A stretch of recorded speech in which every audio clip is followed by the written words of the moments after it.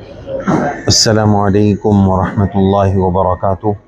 मुहतरम नाज़रीन व सामिईन, अल्हम्दुलिल्लाह हमारे सफ़र उम्रा में हज़रत मुफ्ती अमीर मुआविया साहब साथ में हैं और अल्हम्दुलिल्लाह हमारा सफ़र उम्रा अल्लाह के फ़ज़ल व करम से बड़ा ही बाबरकत रहा, कामयाब रहा और बहुत सारी ज़ियारतें हुई।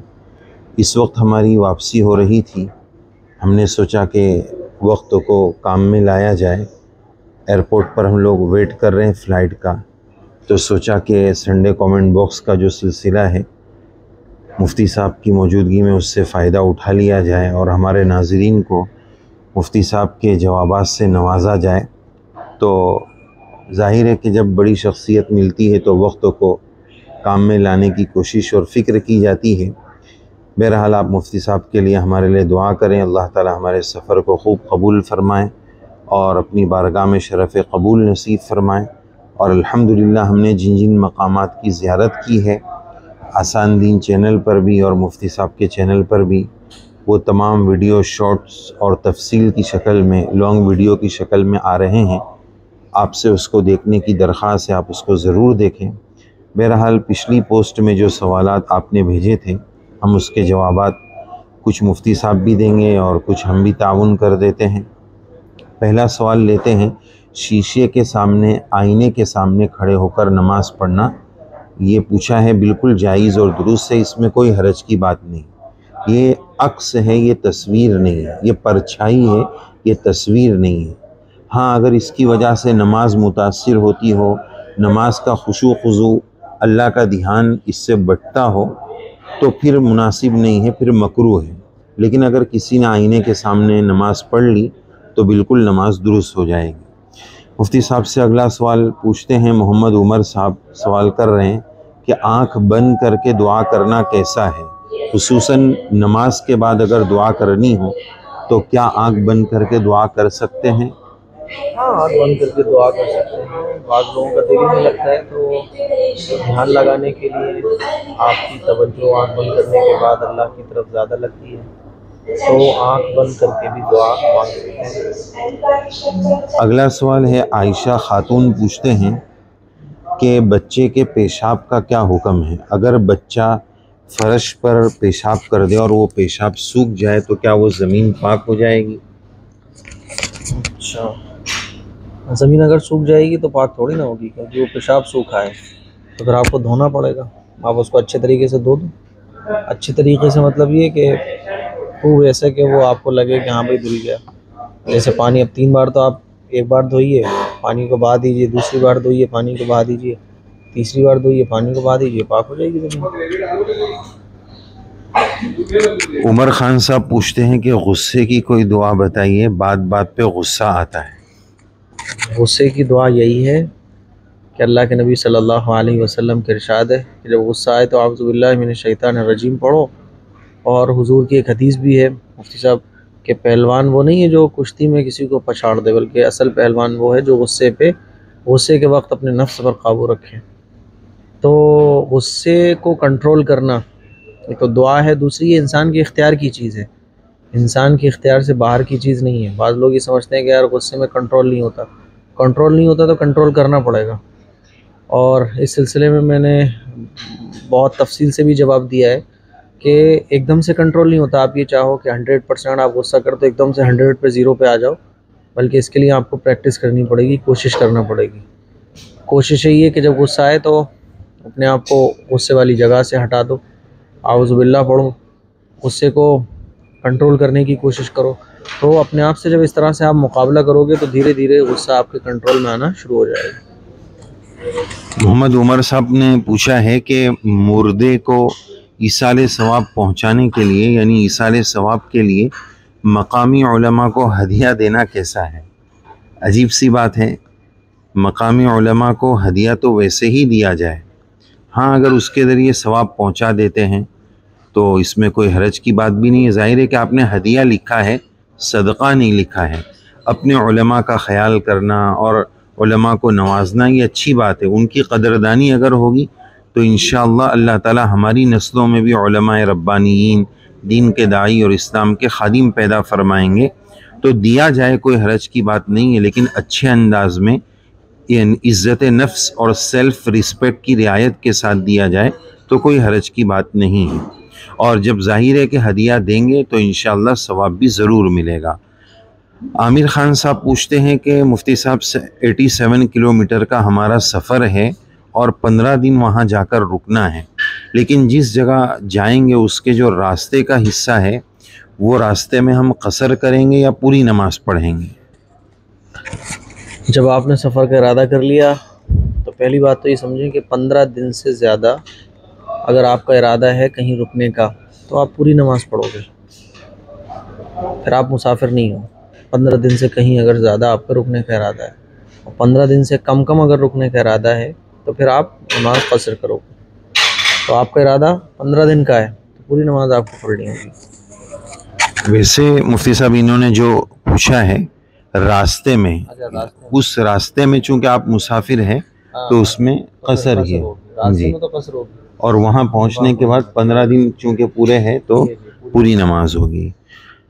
फाजिल शेख ने पूछा है मुफ्ती साहब कि कुरानी आयत पढ़कर किसी पानी पर दम कर दिया, दम कर देने के बाद पीने से पहले पता चला कि इसमें कुछ कचरा है, तो अब उस पानी को कैसे करें, क्या करें? अगर पानी में कुछ कचरा पता चला तो पीने के लायक अगर वो पानी नहीं है, थोड़ा बहुत कचरा आ जाता है मुफ्ती साहब जैसे, तो उसको आप पानी को किसी कोने में या मिट्टी में या गमले में डाल दो तो वो पानी निकल जाएगा, बाकी पानी आप पी सकते हो। लेकिन फिर भी ऐसा है कि वो पीने के लायक ही नहीं है तो पूरा पानी आप किसी भी ऐसी जगह पर डाल दो, गमला है, कोई छत का कोना है या चिड़ियों के लिए रख दो, वो पानी पर पैर किसी का ना पड़े बस। अगला सवाल है, अरीबा शेख पूछते हैं कि 9 महीने तक बच्चा माँ के पेट में रहता है तो उस बच्चे की ग़िज़ा क्या होती है? उस बच्चे की ग़िज़ा माँ के हैज़ का खून होता है, चूँकि उन दिनों में जब हमल से औरत होती है तो उसके हैज़ का सिलसिला बंद हो जाता है, रुक जाता है और वही बच्चे की ग़िज़ा बन जाती है। और अल्लाह तबारक व तआला का अजीब निज़ाम है, हम इस पर ये बात अर्ज़ करते हैं कि स्मोकिंग, मुंह को गंदा करना, ऐसी गंदी चीज़ें खाना पीना, इससे हम अपने मुंह को गंदा करते हैं। नापाक तो नहीं है लेकिन गंदा करते हैं। इस पर हम एक बात ये अर्ज़ करते हैं कि अल्लाह ताला ने हमारी कितनी रियायत फरमाई कि जब जनीन यानी माँ के पेट का बच्चा, उसकी ग़िज़ा खून होती है और इस ज़बान से और इस मुंह से आगे चलकर अल्लाह का नाम लेना है, कुरान पढ़ना है, तो अल्लाह ताला ने उस माँ के पेट के बच्चे की ग़िज़ा का रास्ता बदल दिया कि वो ग़िज़ा मुंह से नहीं जाती है, वो पेट से जाती है। तो इसी तरह बस यही है कि वो ग़िज़ा खून होती है।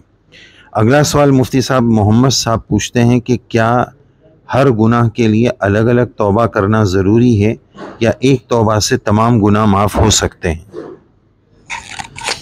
इसमें जो है 2 बातें आपको समझना चाहिए कि अगर आपने कोई बड़ा गुनाह किया है और उसके बाद आप तौबा कर रहे हो तो एक तो होता है कि आपको अपने गुनाह याद ही नहीं है और आपको गुनाह करने के बाद याद आया कि यार मैं बड़ा गुनहगार हूँ, तौबा करूँ, तो आप ये कह सकते हो कि अल्लाह ताला पिछले जितने भी गुनाह मैंने छोटे किए बड़े किए अल्लाह तो सबको माफ़ फरमा, तो आपके गुनाह सारे माफ़ हो जाएंगे। लेकिन अगर आपने कोई पर्टिकुलर गुनाह किया उसके बाद आप तौबा कर रहे हो तो ख़ास उस गुनाह के लिए भी आप अल्लाह से तौबा कर सकते हो कि अल्लाह वो मैंने गुनाह किया था उसको भी माफ़ फरमा। तो आप एक तो पूरा कह सकते हो अपनी लाइफ के बारे में कि अल्लाह जितने भी मैंने गुनाह ज़िंदगी में किए, बड़े बड़े छोटे छोटे, जानबूझ के, अनजाने में, दिन में, रात में, तन्हाई में, साथ में, सबको माफ़ फरमा, ये भी ठीक है। और अगर आप इस तरह के अलावा ये भी कहो कि अल्लाह वो मैंने गुनाह रात को किया था, वो दिन में किया था, उसको भी माफ़ कर दे, ये भी ठीक है। असल है तौबा कि आप किस दिल की कुड़न के साथ तौबा कर रहे हो। अगला सवाल है मुफ्ती साहब, इल्म दीन से पूछते हैं कि कहा जाता है अल्लाह का रास्ता, अल्लाह का रास्ता, तो ये अल्लाह के रास्ते से क्या मुराद है? मुंबई से मुफ्ती साहब मुझे दिल्ली जाना है। अब इस मुंबई से दिल्ली जाने के रास्ते हैं, बहुत सारे रास्ते हैं। ट्रेन से भी जा सकता हूँ मैं, फ़्लाइट से भी जा सकता हूँ, कार से भी जा सकता हूँ, साइकिल से भी जा सकता हूँ, बाइक से भी जा सकता हूँ और पैदल भी जा सकता हूँ। शिहाब भाई की तरह। हाँ, तो असल तो ये है कि आपको जाना है उन रास्तों में से जो जायज़ रास्ते हैं, जो वो रास्ते कौन से आप चूज़ कर रहे हो, ये आपका इख्तियार है। तो ऐसे ही दीन के जितने भी काम हैं जो अल्लाह के नबी सल्लल्लाहु अलैहि वसल्लम से साबित हैं, जैसे कि हुज़ूर ने इरशाद फरमाया, खैरुकुम मन तअल्लमल कुरान व अल्लमा, कुरान पढ़ाना ये भी अल्लाह का रास्ता है। यानी जिन चीज़ों से भी अल्लाह राज़ी होता है, उन कामों को आप कर रहे हो तो अल्लाह का रास्ता है। वैसे अहमद शेख साहब का सवाल ये है कि वॉशिंग मशीन में अगर नापाक कपड़े धोए जाए तो नापाक कपड़े धोने से मशीन नापाक हो जाता है? ऐसी बात नहीं है। जब कपड़ा पाक हो जाएगा, 3 मरतबा उसमें अच्छे तरीके से पानी को बहा दिया जाएगा तो कपड़े भी पाक हो जाएंगे और इंशाअल्लाह मशीन भी पाक हो जाएगा, चूँकि पानी जो है वो बहकर निकल जाएगा। लेकिन उसमें भी बेहतर ये है कि कपड़ा धुल लेने के बाद एक मरतबा मशीन को भी अच्छे से वॉश कर लिया जाए, धो लिया जाए, तो मज़ीद इत्मीनान हो जाएगा। मुफ्ती साहब, किसी ने पूछा है कि फ़रदीन पूछते हैं कि मुझे अपनी ज़िंदगी में बहुत कुछ बड़ा करने की सोच है, मुझे 1-2 ऐसी बात बता दी जाए जिससे मैं मोटिवेट हो जाऊं। मोटिवेट हो जाऊं, इसके लिए ज़रूरी तो ये है कि पहले आप मायूसी ख़त्म करें अपने अंदर से। आप जो आदमी मुफ्ती साहब मोटिवेट नहीं होता तो उसके दिल में ये होता है कि यार ये नहीं हो सकता, मैं ये नहीं कर सकता, ये बहुत मुश्किल है, ये नामुमकिन है, यार ये तो बड़ा टफ़ है। तो पहले तो आप मायूसी से बाहर निकलिए और जो भी कुछ आप करना चाहते हैं, ना का लफ्ज़ अपनी लाइफ से निकाल दीजिए। जो कुछ आपको करना है जायज़ है, कर गुज़रिए और अल्लाह पर भरोसा रखिए। हमेशा ये बात याद रखिए कि अल्लाह हमारे साथ है। समझ रहे हैं? कुरान मजीद की इस आयत को अपने जहन में रखिए, वल्लज़ीना जाहदू फ़ीना लनहदियन्नहुम सुबुलना, कि जो हमारे रास्ते में कोशिश करता है तो हम उसके लिए रास्तों को खोल देते हैं। तो अल्लाह की रज़ा को ध्यान में रखते हुए आप कोशिश कीजिए, और जब आप कोशिश करेंगे, कोशिश करते रहिए, हिम्मत मत हारिए, अनथक मेहनत कीजिए। ये मत सोचिए कि ये नहीं हो रहा। अल्लाह के नबी सल्लल्लाहु अलैहि वसल्लम की लाइफ को पढ़िएगा आप, हुजूर की लाइफ से आपको भरपूर मोटिवेशन मिलेगा। आप देखेंगे कि हुजूर घुड़सवारी किया करते थे, हुजूर जंग में कितनी मेहनत किया करते थे, इबादत में कितनी मेहनत किया करते थे। सहाबा इकराम की आप लाइफ को पढ़ के देखिए। तो पहली बात तो ये कि आप हुजूर की हिस्ट्री को पढ़िए, तो उससे आपको मोटिवेशन मिलेगा। आप ये भूल जाओगे कि नामुमकिन कोई चीज़ है, आप ये भूल जाओगे कि मायूसी कोई चीज़ है। तो मोटिवेशन के लिए आप अल्लाह के रसूल की तालीमात को फॉलो कीजिए, इंशाअल्लाह आपको भरपूर मोटिवेशन मिलेगा। अगला सवाल लबीबा खान पूछते हैं कि तीसरी रकात, नमाज की तीसरी रकात में अगर सूरह फातिहा के बाद बिस्मिल्लाह पढ़ लिया तो क्या हुक्म होगा? नमाज में तीसरी रकात में सूरह फातिहा के बाद बिस्मिल्लाह पढ़ लिया। नहीं, कोई मसला नहीं है, बिस्मिल्लाह पढ़ लोगे आप तो कोई बात ही नहीं है, पढ़ ली कोई बात नहीं है। शेख जमील साहब ने लिखा है कि अगले महीने मेरा निकाह है, मुझे दुआ दे दीजिए। मुफ्ती साहब ये दुआ के तलबगार हैं, इनका निकाह है, इनको आप अच्छी सी दुआ दे दीजिए। अल्हम्दुलिल्लाह, बड़ी खुशी की बात है। पहले तो शेख जमील साहब, मुफ्ती साहब की तरफ से, हमारी तरफ से ढेर सारी शुभकामनाएँ, मुबारकबादियाँ। अल्लाह तबारक व तआला आपको हसीन खुशगवार इस दिवाजी ज़िंदगी नसीब फरमाएँ और आपके घर को जन्नत का नमूना बनाएँ, और निकाह के बाद की जितनी खुशियाँ अल्लाह ताला आपको दिखाए।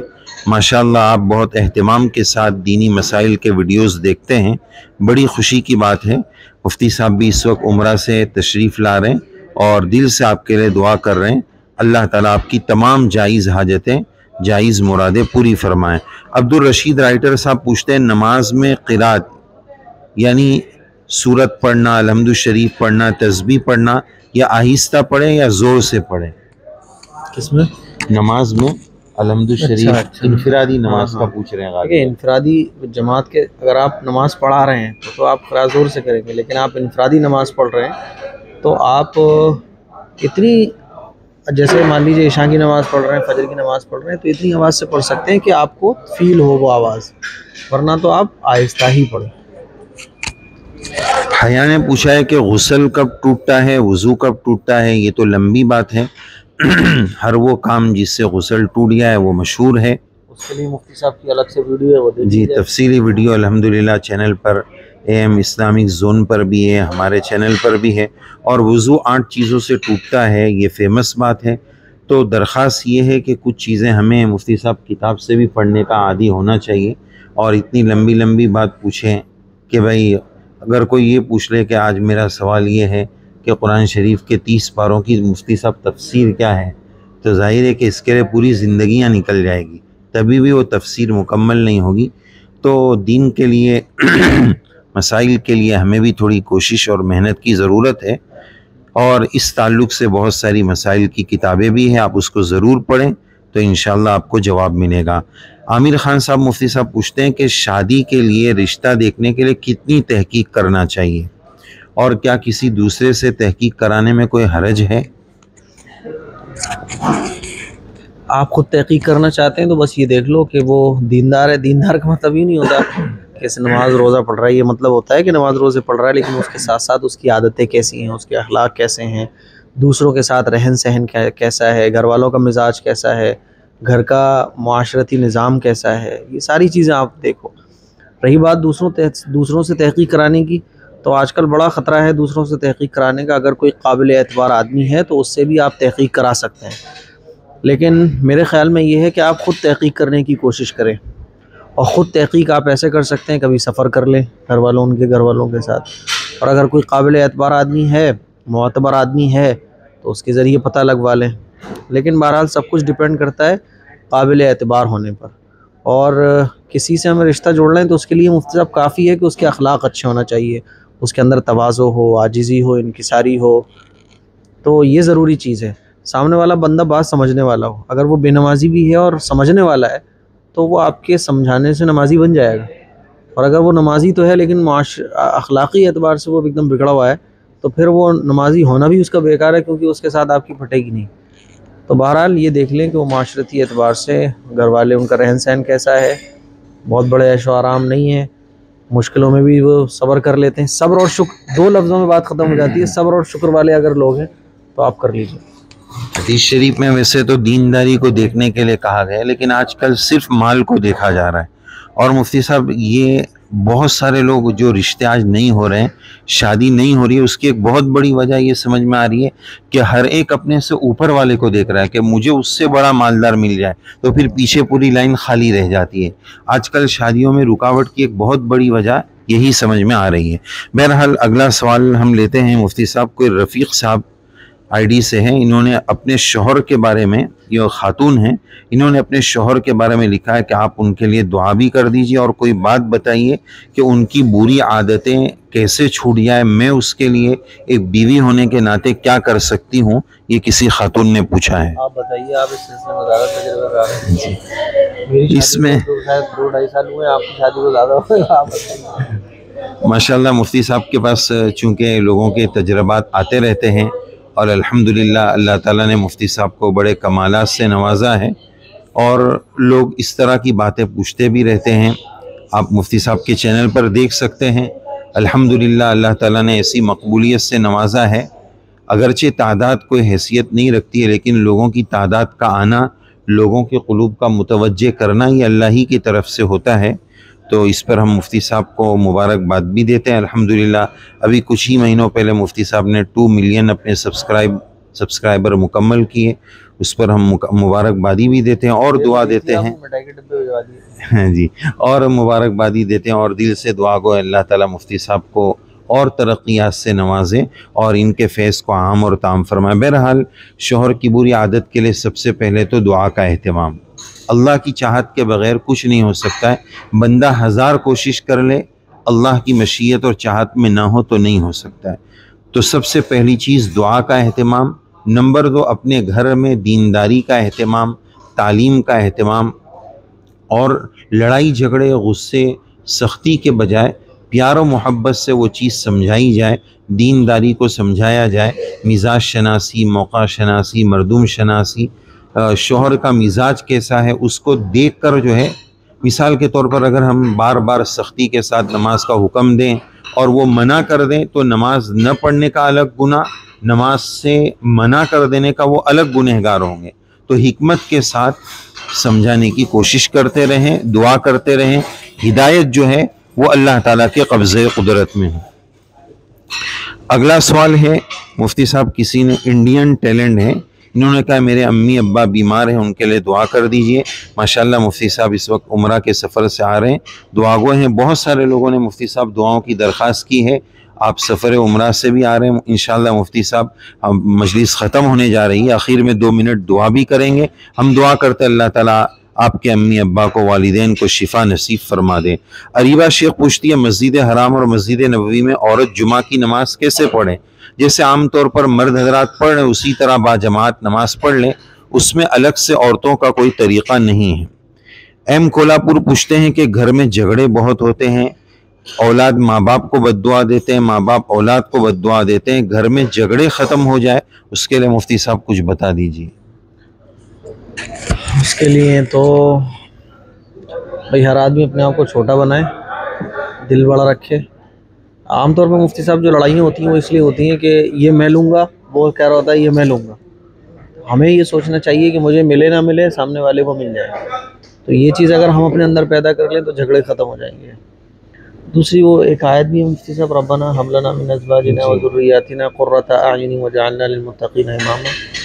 ये दुआ पढ़ लें आप। और इसके अलावा मुफ्ती साहब मेरे ज़हन में नहीं है, आप ही कोई दुआ बताएं। एक वजीफ़ा ये भी कर लें घर में कि जो पानी होता है उस पानी पर आगे पीछे दुरूद शरीफ पढ़कर 21 मरतबा बिस्मिल्लाहिर्रहमानिर्रहीम पढ़ना है, और उस पानी को पीना, खाना यानी चावल, रोटी, सालन सब में वो पानी डालें और पूरे घर वाले पिए। अल्लाह वालों ने लिखा है कि रहमान और रहीम, इस रहमत की वजह से घर में रहमत आएगी, घरेलू झगड़े दूर होंगे। तो माशाल्लाह आज के सवालात पूरे हुए, मुफ्ती साहब ने हमें बहुत अच्छे जवाबात से नवाजा। हम मुफ्ती साहब के दिल से शुक्रगुजार है। हमारी सफ़र की कबूलियत के लिए आप सब हजरात दुआ कर दें।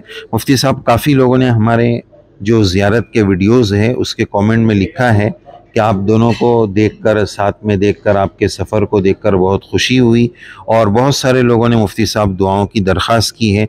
अमीर हमज़ा ने भी दुआओं की दरख्वास्त की है। बहुत सारे लोग हमें, हमारे सफ़र को बिल्कुल बहुत करीब से देख रहे हैं, हमारी ज़ियारतों को करीब से देख रहे हैं। मुफ्ती साहब 2 मिनट में आप बताएं हमारे सफ़र का मुख्तसर तासुर, सफ़र का मुख्तसर खुलासा, और 2 मिनट में दुआ फरमाकर आप मजलिस ख़त्म कर दें। सफ़र का मुख्तसर तारफ़ तो बस इतना ही है कि मक्के से मदीना पहुंचने में हमें 5 दिन का टाइम लग गया। देखने वालों को बड़ा मज़ा आ रहा होगा, अरे मुफ्ती साहब और मुफ्ती आसिफ साहब बड़े मज़े कर रहे हैं। लेकिन अच्छी बात है, वो मज़े थे। लेकिन वो कहते हैं ना कि कोई भी खाना जब बनता है तो उसके पीछे कितनी मेहनत होती है, तब जाके एक ज़ायक़ेदार लजीज़ खाना तैयार होता है। मान लीजिए मुर्गा आप बना रहे हो तो उसके पीछे कितनी कुर्बानियाँ लोगों की होती है। बनाने वाला आग पे खड़ा होता है, मुर्गा बनता है, मसाले डालता है, घंटों के बाद वो तैयार होता है। तो ऐसे ही मक्के से मदीना पहुंचने में तकरीबन 3500 किलोमीटर का सफ़र मैंने और मुफ्ती साहब ने तय किया, और ये कोई आसान नहीं था। आप ये समझ लें कि 2-2 दिन तक मुफ्ती साहब हमारा आप नहाए नहीं थे। बाज़ लोग तो यही सोच रहे होंगे मुफ्ती साहब के काले कपड़े हैं तो ये 3 दिन तक कपड़े ही नहीं चेंज कर रहे हैं। उसकी वजह यही थी कि जो हमारा सफ़र तो इतना लंबा था, एक ज़ियारत से दूसरी ज़ियारत तक तकरीबन 500 किलोमीटर का फ़ासला। तो मुख्तसरन ये है कि 3500 किलोमीटर का सफ़र Saturday, Sunday, Monday, Tuesday, Wednesday, Thursday में हम मदीने पहुँचे हैं। पाँव में छाले आ गए, मुफ्ती साहब के तो पाँव में छाले हो गए, और ना खाने का कुछ सेटिंग थी, ना जहाँ होटल मिल जाता था। एक जगह तो होटल ही नहीं मिला तो मस्जिद में ही क़याम करना पड़ा, ना नहाने का पता। और सुबह फजर की नमाज़ पढ़ते ही हम लोग निकलते थे और रात के 11 बजे हम होटल में पहुंचते थे। तो इतनी कुर्बानियों के बाद अल्लाह ने जो नवाजा, वो वाकई अल्लाह कुर्बानियों के बाद ही नवाजता है। तो क्या नहीं देखा, आप ये पूछिए क्या नहीं देखा, और हमने आपको क्या नहीं दिखाया। जो चीज़ें भी आपने नहीं देखी, अभी तो सिर्फ एक स्टार्टिंग है, मुकदमा है। अभी तो किताब शुरू होनी है। अभी तो वो कहते हैं ना स्टार्टर चल रहा है। अभी तो बहुत सारी ज़ियारत आपको मिलेंगी। हज़रत मूसा अलैहिस्सलाम ने जहाँ आसा मारा था वो जगह, हज़रत मूसा अलैहिस्सलाम और शुएब अलैहिस्सलाम के मुसल्ले, हज़रत समूद अलैहिस्सलाम की, सालेह अलैहिस्सलाम और कौम समूद, वो सारी चीज़ें कि कैसे वो पहाड़ को तराश तराश कर घर बनाते थे, और मदीना मुनव्वरा की ज़ियारतें, मदीना मुनव्वरा की ज़ियारतें हैं, और हुजूर ने जहाँ ग़ज़वे किए वो जगह, सरिया सहाबा कहाँ रुके, हुजूर ने कहाँ आराम फरमाया, सारी चीज़ें आपको मिलने वाली हैं। आप ये समझ लें कि घर बैठे आप वो चीज़ें देख लेंगे जो शायद अल्लाह करे आपको भी वो चीज़ें दिखाए, लेकिन शायद वो चीज़ें मुश्किल हो जाती हैं देखना। हमें भी नहीं इल्म था कि अल्लाह हमें वो चीज़ें दिखवाएगा, लेकिन इतनी सारी चीज़ें हमने देख ली हैं कि अगर एक किताब भी हम लिखना चाहें और या उन चीज़ों को रिकॉर्ड करना चाहें तो 5 दिन हमें चाहिए। रोज़ाना 2-3 घंटे उसको बताएंगे तब भी वो चीज़ें कवर नहीं हो पाएंगी, लेकिन मेहनत बहुत लगी है। लेकिन अल्हम्दुलिल्लाह वो सारी चीज़ें हमने देख ली हैं, चप्पे चप्पे मुफ्ती साहब हमने छान मारे हैं, कुछ चीज़ें रह गई फिर भी इंशाअल्लाह उन्हें फिर कभी कवर करेंगे। दुआ करा दी। अच्छा, अल्लाहुम्मा सल्लि अला मुहम्मद व अला आलि मुहम्मद कमा सल्लैता अला इब्राहीम व अला आलि इब्राहीम इन्नका हमीदुम मजीद। अल्लाहुम्मा बारिक अला मुहम्मद व अला आलि मुहम्मद कमा बारकता अला इब्राहीम व अला आलि इब्राहीम इन्नका हमीदुम मजीद। रब्बना आतिना फिद दुनिया हसना व फिल आखिरति हसनतन व क़िना अज़ाबन्नार। ए अल्लाह तो हम सब के गुनाहों को माफ़ फरमा, हम सब की ख़ताओं को माफ़ फरमा। ए अल्लाह हमारे इस उम्रे के सफ़र को कबूल फरमा। ए अल्लाह ये 10 दिन के सफ़र में जितनी हमने मेहनतें की अल्लाह सबको कबूल फरमा। ए अल्लाह जिन लोगों ने दुआओं के लिए कहा है उनकी दुआओं को कबूल फरमा, बीमारों को सेहत अता फरमा, बे औलादों को औलाद नसीब फरमा, बेरोज़गारों को रोज़गार नसीब फरमा। ए अल्लाह तो हमारे दिलों के मुताबिक जो हमारी जायज़ तमन्ना है उनको कबूल फरमा ले, हमारी ख्वाहिशात को कबूल फरमा ले, दुनिया और आखिरत की तमाम भलाइयाँ हम सबको अता फरमा, जन्नतुल फिरदौस में आला मकाम अता फरमा, हुजूर की ज़ियारत नसीब फरमा, मक्का और मदीने की ज़ियारत नसीब फरमा। ए अल्लाह हज उम्रे की तौफीक नसीब फरमा। ए अल्लाह अपने घर बुला ले, जिन लोगों ने दुआओं के लिए कि अल्लाह उनकी दुआओं को कबूल फरमा, जो बीमार हैं उनको शिफा नसीब फरमा। ए अल्लाह हम जब भी वीडियोज़ अपलोड कर रहे हैं सब लोग बोलते हैं दुआ करें दुआ करें, अल्लाह सब की दुआओं को कबूल फरमा ले, सब की जायज़ हाजात को कबूल फरमा ले। रब्बना तक़ब्बल मिन्ना इन्नका अंतस समीउल अलीम व तुब अलैना इन्नका अंतत तव्वाबुर रहीम रहमतिका या अरहमर राहिमीन।